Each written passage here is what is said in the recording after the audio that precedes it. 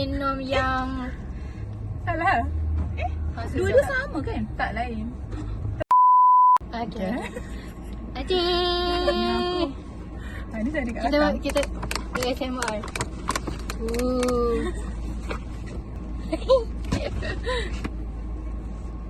Nampak ke? Ainan dapat sikit. Thank you. Aceh non. Macam nama sini cantik. Apa? Mana lelaki kamera aku ni? Jangan. Okay. Tengok ni. Ni first caji aku dengan Hanis. Okay. Ni tengok straw. Terus dia macam tu. Okay. Jom kita review. Sekejap, macam mana nak buka ni? Atas pandai nak sebut lah. Apa tu? Dia ada tutup. Cucuk lah. Cucuk je. Bukan dia cucuk. First time lah. Kita ni kan tak biasa benda-benda budak Gen Z sekarang. Macam-macam. Gen Z Gen Z ni pelik minumnya. Macam ni betul. Cucuk. Allah. Mana tu? Tu apa? Buka ni.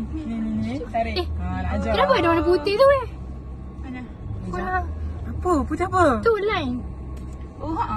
Itu maksud dia sebab dia tak Oh, betul. Okay. Apa? Okay, jom kita cucuk. Satu. Dah. Okay. 1, 2, 3. Happynya lah. Okay, jom. Satu. Korang ni macam minum air mahal sangat. Mahal lah ni. Dia orang belanja dia memang rasa mahal. Okay. Kita rasa ya. Bismillah. Kecil betul lubang ni. Sedap. Dia macam rasa Dia macam rasa light tapi dia kurang manis sikit. Rasa macam yang roasted milk tea dia tu. Original tu. Tunjuklah korang minum apa dulu. Saya orang tak tahu. Aku minum yang Salah. Dua-dua sama kan? Tak lain. Tapi tak apalah, minumlah. Kalau okey minum je. Nama apa? Tapi ni memang rasa milk tea. kenapa ada 4? Oh, hang beli lain ni. Tak apa. Aku saja beli je. Apa dia beza dia nak tengok. Tu lapsang tu ni. Ni lapsang. Ni pun lapsang juga. Ni pun lapsang weh. Aku seorang je dah Aku hampau. ambil orang punya weh. Tak, benda sebab memang ada 4. So dua. Dia yang bagi kan? Dia bagi 2. Yalah salah lah lagi. Tak, benda 4 patutnya dia pair. Dah hampau lapsang macam tu tau. Kan dia 2. So maksudnya aku beli lapsang 2, dah hampau 2. Macam tu. Tapi ada satu je. Tapi ada satu je. Yang aku tengok yang depan je lah, betul lah maksudnya. Depan je tu. So guys, ceritanya kita orang order 2 dah hampau and 2 lapsang. Tapi yang dapat lain pula. Macam kan? Dia tak balik. Ya ke? Okey lah tu kalau Tak apa kan, boleh minum kan? Bukan kita salah. Tapi dia suruh Kita ambil mana 2 tahu. tadi. Dia yang suruh ambil kan? Cik tengok dekat bag tu ada tulis, ada receipt kan? Cik tengok. Ya. Tapi yang Hanis sama okey ke? Okey je. Okey tak apa.